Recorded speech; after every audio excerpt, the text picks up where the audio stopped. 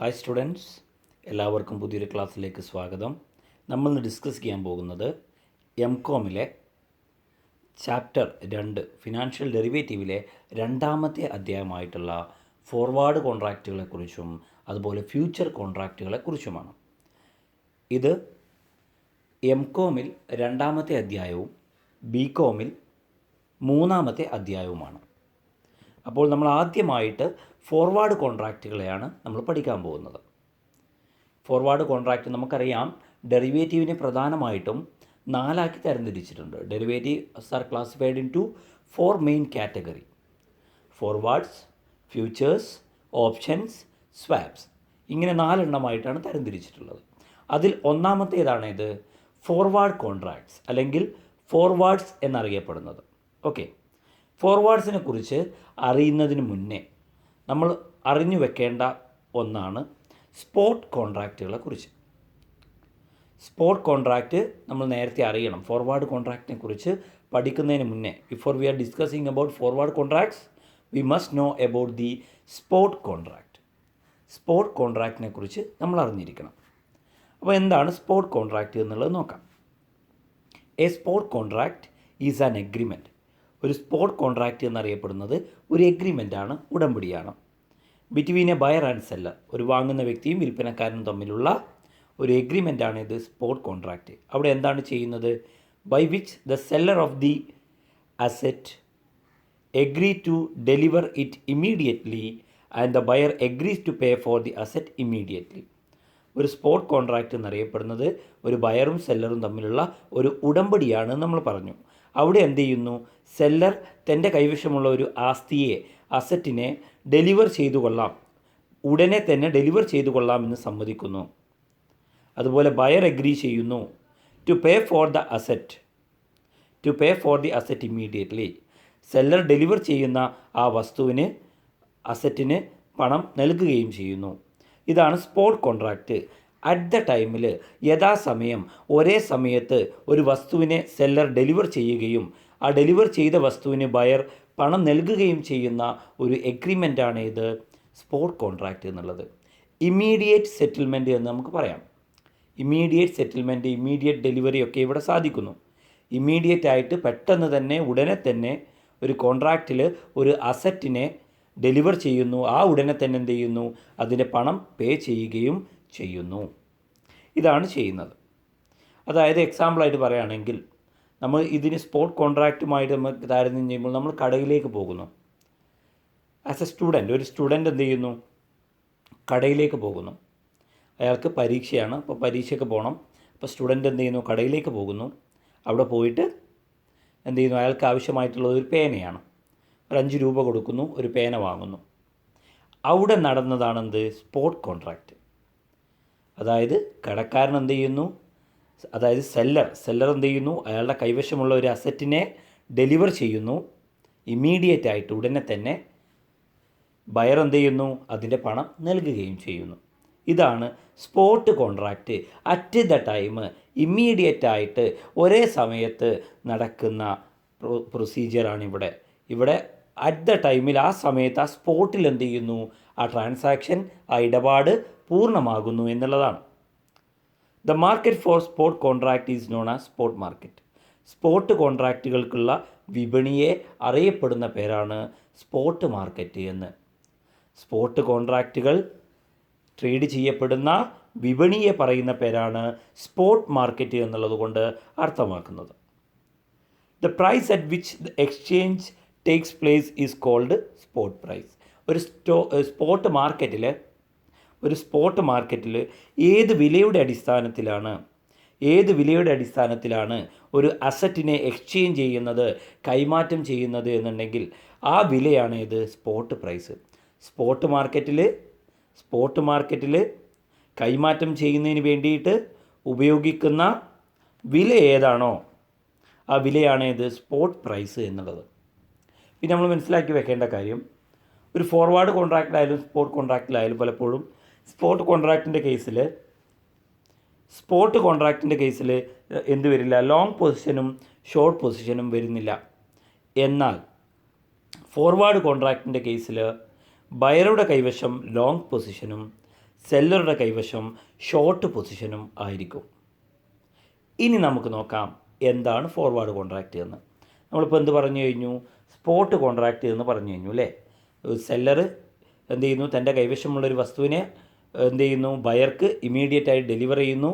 അതിന് പകരമായിട്ട് ബയർ എന്ത് ചെയ്യുന്നു? അതിൻ്റെ പണം സെല്ലറിലേക്ക് പെട്ടെന്ന് കൈമാറുന്നു. അതാണ് അവിടെ നടക്കുന്നത് അല്ലേ. അപ്പോൾ അതാണ് സ്പോട്ട് കോൺട്രാക്റ്റ്. ഇനി നമുക്ക് നോക്കാം എന്താണ് ഫോർവേഡ് കോൺട്രാക്റ്റ് എന്നുള്ളത്. Forward contract is a customised contract. Forward contract എന്നുള്ളത് ഒരു കസ്റ്റമൈസ്ഡ് കോൺട്രാക്റ്റാണ്. Forward contracts are created as per the requirements of the contracting parties. കരാറിലേർപ്പെടുന്ന ആളുകളുടെ ആവശ്യങ്ങൾ പരിഗണിച്ചുകൊണ്ട്, ആവശ്യങ്ങൾക്കനുസരിച്ചുകൊണ്ടാണ് ഫോർവേഡ് കോൺട്രാക്റ്റുകൾ ഉണ്ടാകുന്നത്. And it is a bilateral contract. ഇവിടെ എന്താ ഉള്ളത്? ഒരു ബൈലാറ്ററൽ എഗ്രിമെൻ്റ് ആണ് ഫോർവേഡ് കോൺട്രാക്റ്റ് എന്നാൽ. ബൈലാറ്ററൽ, ബൈ എന്ന് വെച്ചാൽ എത്രയാണ്? 2 അല്ലേ, 2 പേര്. അപ്പോൾ 2 ആളുകൾ തമ്മിലുള്ള ഒരു എഗ്രിമെൻ്റ് ആണ്, ഉടമ്പടിയാണ്, റെസിപ്രോക്കൽ പ്രോമിസസ് ആണ്.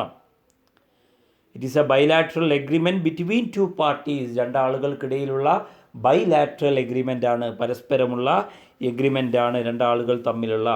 അതാണ് ഫോർവേഡ് കോൺട്രാക്റ്റ്. അപ്പോൾ എന്തൊക്കെ പറഞ്ഞു? ഫോർവേഡ് കോൺട്രാക്റ്റ് ഒരു കസ്റ്റമൈസ്ഡ് കോൺട്രാക്റ്റ് ആണ്.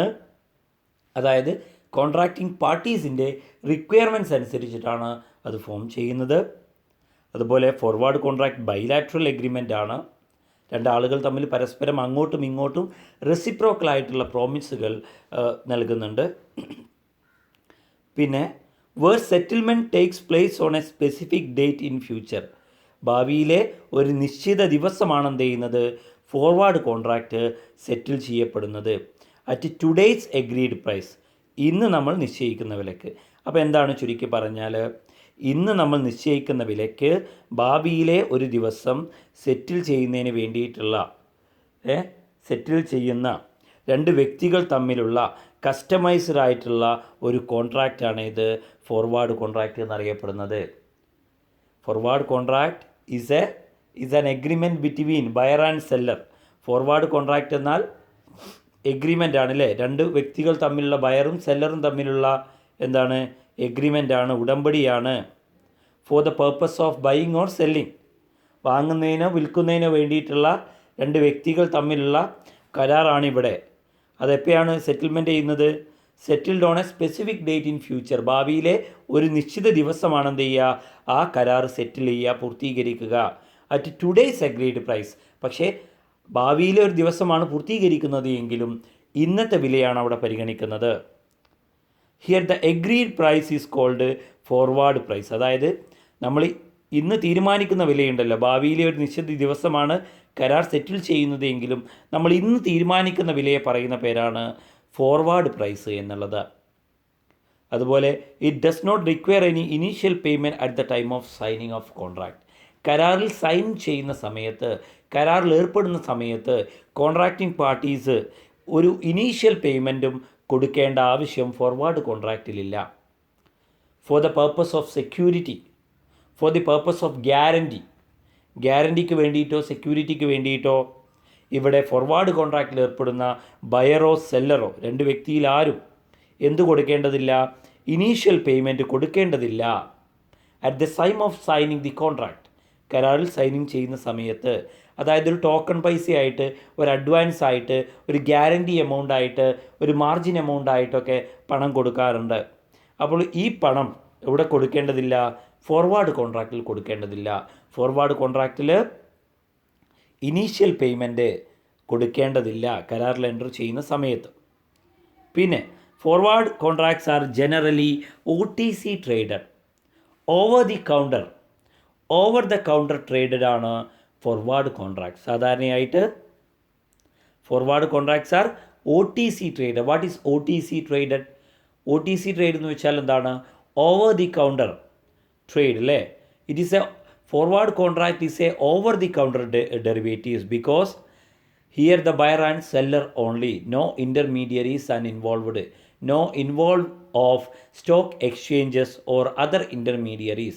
യാതൊരു വിധത്തിലുള്ള ഇടനിലക്കാരുടെയും സ്റ്റോക്ക് എക്സ്ചേഞ്ചിൻ്റെയും ഇടപെടലില്ലാതെ രണ്ട് വ്യക്തികൾ തമ്മിൽ നേരിട്ട് ഡയറക്റ്റായിട്ട് ഇടപാടുകൾ നടത്തുകയാണെങ്കിൽ അത്തരത്തിലുള്ള പ്രൈവറ്റ് അറേഞ്ച്മെൻറ്റ്സിനെ പറയുന്ന പേരാണ് OTC എന്നുള്ളത്, ഓവർ ദി കൗണ്ടർ എന്നുള്ളത്.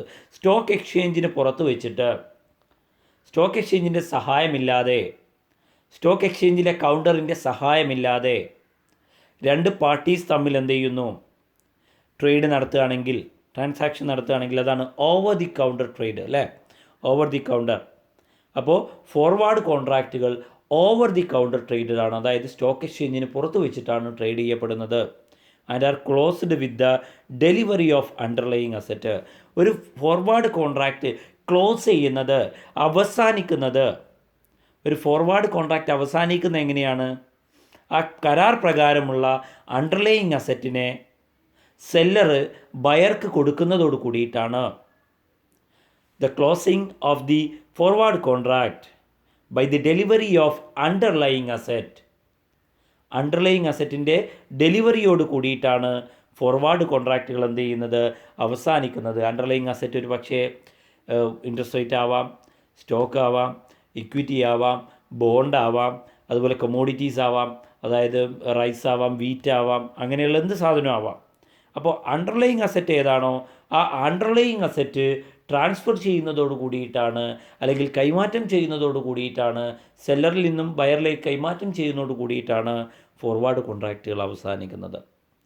അതുപോലെ ബാങ്കുകൾ, അതുപോലെയുള്ള ഫിനാൻഷ്യൽ ഇൻസ്റ്റിറ്റ്യൂഷനുകൾ, കോർപ്പറേറ്റ് ഫേമുകൾ, എക്സ്പോർട്ടേഴ്സ്, അങ്ങനെയുള്ള ആളുകളൊക്കെയാണ് എന്ത് ചെയ്യുന്നത്, പ്രധാനമായിട്ടും ഈ ഫോർവേഡ് കോൺട്രാക്റ്റിൽ ഏർപ്പെടുന്നത്.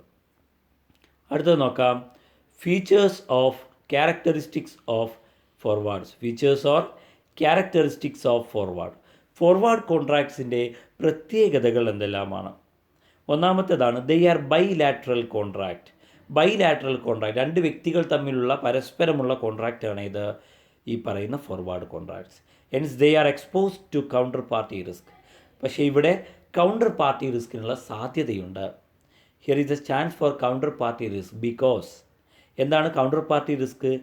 It is a fail to fulfil the obligation of one of the contracting party. കരാറിൽ ഏർപ്പെടുന്ന ഏതെങ്കിലും ഒരു വ്യക്തിക്ക് അയാൾ ചെയ്തു കൊടുക്കേണ്ട കർത്തവ്യം ചെയ്യുന്നതിൽ പരാജയപ്പെടുകയാണെങ്കിൽ അതിനെ പറയുന്ന പേരാണ് കൗണ്ടർ പാർട്ടി റിസ്ക്.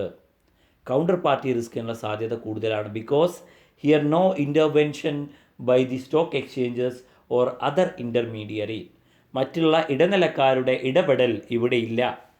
ഇവിടെ ബയറും സെല്ലറും മാത്രമാണുള്ളത്. അതുകൊണ്ട് തന്നെ there is a chance for counter party risk. പിന്നെ വരുന്നതാണ് they can be customised according to the needs of contracting parties. കോൺട്രാക്റ്റിൽ ഏർപ്പെടുന്ന ആളുകളുടെ താല്പര്യത്തിനനുസരിച്ച്, ആവശ്യത്തിനനുസരിച്ച് കൊണ്ട് കസ്റ്റമൈസ്ഡ് ആയിട്ടാണ് എന്ത് ചെയ്യുന്നത് ഈ കരാറുള്ളത്. അതുപോലെ മൂന്നാമത്തേതാണ് they are OTC traded. Over the counter exchange, stock എക്സ്ചേഞ്ചിന് പുറത്ത് വെച്ചിട്ട് പ്രൈവറ്റ് അറേഞ്ച്മെൻറ്റ്സ്, എഗ്രിമെൻറ്റ്സിലൂടെയാണ് ട്രേഡ് ചെയ്യപ്പെടുന്നത്. അതുപോലെ on the date of expiry, ഒരു ഫോർവേഡ് കോൺട്രാക്റ്റിൻ്റെ കാലാവധി പൂർത്തിയാകുന്ന സമയത്ത് the contract has to be settled by delivery of underlying asset. ആ കോൺട്രാക്റ്റ് സെറ്റിൽ ചെയ്യണമെങ്കിൽ എന്ത് ചെയ്യണം? ആ അണ്ടർലൈയിങ് അസറ്റിനെ ഡെലിവർ ചെയ്യേണ്ടതായിട്ട് ഉണ്ട്. ഈ ഫോർവേഡ് കോൺട്രാക്റ്റ് പ്രധാനമായിട്ട് ഉപയോഗിക്കുന്നതിന് വേണ്ടിയിട്ടാണ്. There are mainly used for hedging the price risk. Price risk, അസറ്റിൻ്റെ വിലയിൽ ഫ്ലക്ച്വേഷൻ, ഒരു അസറ്റിൻ്റെ വിലയിൽ വ്യതിയാനം ഉണ്ടാകുമ്പോൾ ഉണ്ടാകുന്ന റിസ്ക്കാണ് പ്രൈസ് റിസ്ക്. ഇത്തരത്തിലുള്ള പ്രൈസ് റിസ്കിനെ ഹെഡ്ജ് ചെയ്യുന്നതിന് വേണ്ടിയിട്ട്, എലിമിനേറ്റ് ചെയ്യുന്നതിന് വേണ്ടിയിട്ടൊക്കെയാണ് എന്ത് ചെയ്യുന്നത് ഈ പറയുന്ന ഫോർവേഡ് കോൺട്രാക്റ്റുകൾ ഉപയോഗപ്പെടുത്തുന്നത്. അതുപോലെ the contract price of a forward contract is not available in public domain. പൊതുജനങ്ങൾക്ക് ഒരു ഫോർവേഡ് കോൺട്രാക്റ്റിൻ്റെ പ്രൈസ് എത്രയാണ് എന്നുള്ളതിനെക്കുറിച്ചുള്ള വിവരം അറിയില്ല, അത് സാധ്യമല്ല, ലഭ്യമല്ല. പൊതുജനങ്ങൾക്ക് ഫോർവേഡ് കോൺട്രാക്റ്റിൻ്റെ പ്രൈസ്, പബ്ലിക് ഡൊമെയിനിലുള്ളതിൻ്റെ പ്രൈസ് എന്ത് ചെയ്യില്ല, ഒരിക്കലും അവൈലബിൾ അല്ല എന്നാണ് പറയുന്നത്. പിന്നെ a forward contract is a zero sum game. ഒരു forward contract zero sum game എന്നാണ് വിളിക്കപ്പെടുന്നത്. എന്തുകൊണ്ടാണ്? That is the gain of one party is the loss of another party. Forward കോൺട്രാക്റ്റിൽ ഏർപ്പെടുന്ന ബയറും സെല്ലറും, രണ്ടാളുകളിലെ ഫോർ എക്സാമ്പിൾ ബയർക്ക് ലാഭം ഉണ്ടാവുകയാണെങ്കിൽ അവിടെ സെല്ലർക്ക് നഷ്ടമായിരിക്കും. സെല്ലർക്ക് ലാഭമുണ്ടാവുകയാണെങ്കിൽ ബയർക്ക് നഷ്ടമായിരിക്കും. അതുകൊണ്ട് തന്നെ ഇതൊരു സീറോ സം ഗെയിം എന്നാണ് വിളിക്കപ്പെടുന്നത്. സോ ഇതാണ് features and characteristics of forward contract. അപ്പോൾ നമ്മൾ ഡിസ്കസ് ചെയ്ത കാര്യങ്ങൾ ഏതൊക്കെയാണ്? ആദ്യം നമ്മൾ spot contract, spot market, spot price എന്നുള്ള കാര്യങ്ങൾ പറഞ്ഞു. പിന്നീട് ഫോർവേഡ് കോൺട്രാക്റ്റ് എന്നാൽ എന്താണ് എന്ന് പറഞ്ഞു. പിന്നെ നമ്മൾ ഡിസ്കസ് ചെയ്തു ഫോർവേഡ് കോൺട്രാക്റ്റിൻ്റെ സവിശേഷതകൾ. അപ്പോൾ ഇതെല്ലാം നിങ്ങൾക്ക് കൃത്യമായിട്ട് മനസ്സിലായിട്ടുണ്ടാവും എന്ന് കരുതുന്നു. വീണ്ടും നമുക്ക് അടുത്ത ഒരു ക്ലാസ്സിൽ കാണാം. Thank you.